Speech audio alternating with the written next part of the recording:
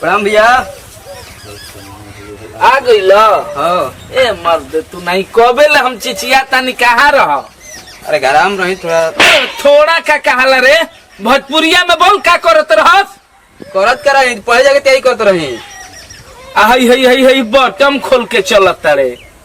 हई सुदर्शन चक्र ह बीनी बीनी नचावे होला ना। कैसे नचावल जाला देखाओ तो तेन नचा के। तारा का बुझाइए भैया। कलजुग के कन्हैया बनत रे। हाय तो मारे वाला कौन बात भइल? पढ़े जातो ने एगो तो हई खोलले बारे बटम माथा में बाथा जो पढ़े जाता रे तो तू जो हई बटम बंद कर जो अगर आ गइल नु मास्टर के शिकायत आ हई हई हई हई हई शाहरुख खान के चश्मा ह।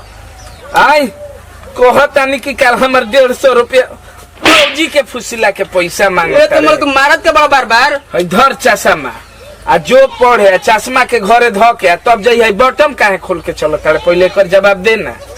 बंद करे तनी भुला को नहीं है बंद करे के। कलजुग के कन्हैया बनत हाय एगो द्वापर के रहन कतना बढ़िया तू उनकर नाम के अपमान करत रे। जो भाग आई लव यू अंग्रेजी बोलत रे भोजपुरिया होके का जाने का बोलत सब भाषा कौन बा इन्हीं के बुझाते नहीं के तमाशा दिमाग में कह देता से दर्द लागे लुहुनरी मुनरी सुनरी सजनिया हो। अरे बाबू का भाई चल पढ़े पढ़त नहीं खी अब कैसे पढ़ल जाला? साला ये देख के नलायक हमनिए के बन जाकारी खाली जान गिले कहा जाने सो लइका पढ़े जाते हैं हमनी के आगे चल आ हमनी के पहले जा पर बैठल भाई मस्ती करे भाई। मान ले कि सब कुकुर कासिए जइए तो केहू पता लगा चाटे वाला रही रे साला सब पढ़ के एसपी डीएसपी बनियो सा तो हमनी के रहल जे गंगा में तू चल यहां पतना। हां का एगो बात बता। हां डाउट बेगो हमारा डाउट कुछ ही तोरा भाई कब से डाउट होके लागल रे? तो डाउट पे हमारा डाउट होके लागल। तोरा के देखत हमारा डाउट होके लागल का हमारा का देख के डाउट होता कोनो मन में गंदा फीलिंग नहीं सुन ले ले ना रे बढ़िया है तोरा खातिर गंदा ना होई बगैर हमरा खातिर बढ़िया। बोल भाई बोल। तोरा लड़की कैसे पड़ जाली पति करिया बड़े हाथ ना हम गोर बानी ये भाई कलयुग के कृष्णा के एगो अपने तोरा ले बढ़िया पेनिला है कुर्ता हां तोरा ले ठीके बानी ते करिया बड़े हम गोर बाई तोरे ले काहे पटेली फ हमरा के भावे ना देली फ ताकिला क के चल देली फ ई काहे रे भाई?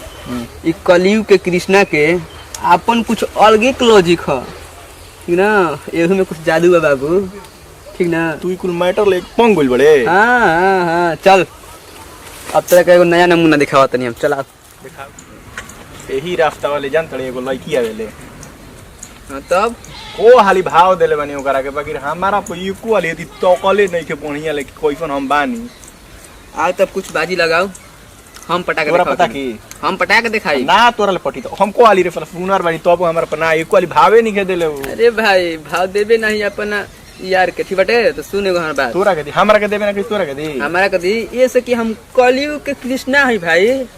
उससे अपना कोरियापन पता ना घमंड बाड़ी तोरा भाई, वो तोरा जितना अपना गोरापन पे घमंड बानू उतना हमारी करियापन पे घमंड बा। चला बोल कितना के 500 के चल रहल बाजी चल पटा के दिखा यही रास्ते से जाइनू यही रास्ता ले चल ए जाओ ए जाओ आओ आओ बैठ ए जे रास्ते हो बैठ याद करे भाई कि हमू का चीज बन तू बा। चल ए बार तोर पावर देखिए ले तनी हम लगले आइबे करी कहां वतिया चल देले बिया देख निकल हो रे भाई ये फला को हाली दे करा फेरा में हम पोरो नि ये को हाली मत पता फला हम बानी ना रास्ता पे काहे बैठल बड़ा लोग? रास्ता छोड़ के बैठा ये के कुछ और बारे काम धंधा नहीं के रास्ता पे बैठल बड़ा। ये का हो बड़ा मुस्कातड़ तू तो ई तो हंस देलस तोरा परी और मान गनी तोरा के। ए मैडम आई लव यू। शक्ल देखले बड़ा अपन आईनक में घरे चला बतावा तनी तो बोल देलस न जे काहे हंसत रे? अरे सब ना खुशी के बात बा। हमारा पर ताकत नहीं कितने पटेबे। दिला में लड्डू फूटता। बड़ा का फूटल बा। अच्छा। ले 500 रुपए के बाजी धइले बड़े ए चल भाई, जल्दी है। अभी हारल नहीं चल हट। छी। चला करिया मुंह लेके चल ले लड़की पटा। कली कहता नहीं हमारा पर कृष्णा भावे है। ना देले तोरा कैसे भाव दे दी? कलयुग के कृष्ण है, इतना आसानी से छोड़ब ना। आई बेट हारल नहीं कि हम तेरा के जीत के दिखाई, ठीक बा? चल पहले 500 रुपए। ओइनी अब पटा के गेहूं के खेत तबे नु रोपाई आ घोटकी लो थरिया थरिया आ ई मारे एगो करीमन दास की पढ़ाई के नाम पर का करी है बुझाते नहीं छे। अब आधा घंटा आराम कइल जाऊ आ तब चलल जाऊ उख पटावे। अच्छा ये घर बा। देखी जब कलयुग के कृष्णा बन के घुरता रहुआ भाई, ओके समझा दी। राह चलत लड़कियन के परेशान करके रख ले बा। कॉलेज में जाके पढ़ाई ना करेला, राह छेक के बैठ जाला लड़कियन के। आई लव यू बोलत रहेला, आज हमके बोल दिला आई लव यू। वो चिन्हत ना रहल है का कि केकरा की है के पिंकी तू हरे उ ना चिन्हत रहे। हम नहीं की जानत, चिन्हत रहला या रहू ना। रहू रहू आवे दे ओकरा के रही जो ई टोला महला गांव घर के लड़की आई पढ़े खातिर ओकरा के हम रात दिन खेती क के आ 2-2 रुपया बटोरा तानी कि बबुआ हमार पढ़ी है, बबुआ हमार अफसर बनी है। कुछ ना बनी वो। आ उ कलजुग के कन्हैया उ बाड़े के ने वो कुछ ना बनी। कृष्ण क्या तू भर दिन चिल्लाते रहला? हां भैया। ये करिएवा और मोटका ये दोनों रहे कॉलेज हेने आओ ई का लागू रे? शाहरुख खान के ते का बनता रे? अरे का कइले बड़े लड़की ऐसा लव यू बोलेला। लव यू बोलता रे। बोला सा आई लव यू बोला सा। हई का बोलता रे? हई हई हई हई पीछे ले स्टेपनी बन के सपोर्ट आई लव यू बोला सा। अरे अभी पूछो तारे एक गाली मारला उ बोला सा झूठ बोलते यार भाई होई। अरे तो हई कौन हई खाली खा खा के माठा रोटी या साग देही बनैले जाता रह। झूठ बोल लिया। झूठ बोली हम हम। तार भाई हई। अरे भाई हरे तो हई लड़की ओरहन जौना तो खानदान में केहू जौन ना कइलस ते तमन क देले रे। तू विश्वास मत कैसे करेला? हां अरे हमर भैया कलजुग भैया हई ओरहन लेके आइल बिया कि जब जाते रहे कॉलेज तो ऐसे राही रो झूठो का पिटावा होते कि ना झूठो के करा के झूठ बोलता कुछ नहीं, बोला सा। झूठ बोलता नहीं हम। हम ओजे नहीं हैं। राही रोकबे लेकिन के जब तेरा इहे करे के रहे तो मुश्किल अरे, बताई खाती। मुस्काती अभी तो ये मत कर रे। तोरा यार भइल बा रे तोरा काम करे के ही बुझाता है अकेले भाई रात दिन खेत पर मरता ई नइखे ज्ञान। आउट लगा तो छोड़ देना पढ़ के दवा नहीं जा। ठीक दे मालिक।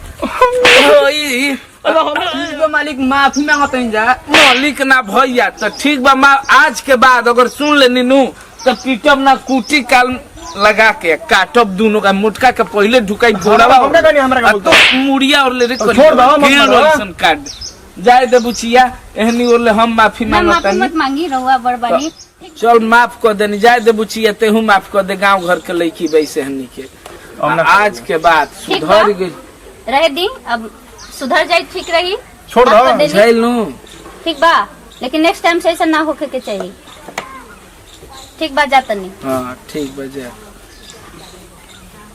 का करती है? इहे तो चल रहल है भाई। अरे कहीं तो तोहनी के जायज पॉइंट पर नहीं को सही ना हम जाए कहत नहीं हमने का कहले भैया। विश्वास ना कोई लानू एगो पढ़ल लिखल आदमी हनी कि विश्वास करी हुआ के कहला हमनी के गांव के आदमी नारी सम्मान करे नहीं जाए। हां तो जौन लइका कह दिया फला इज्जत के धजिया उड़ा देलनु। अभी उड़ैले नहीं कि भाग्य से ही का भइल रे हमारा नहीं और तो आदमी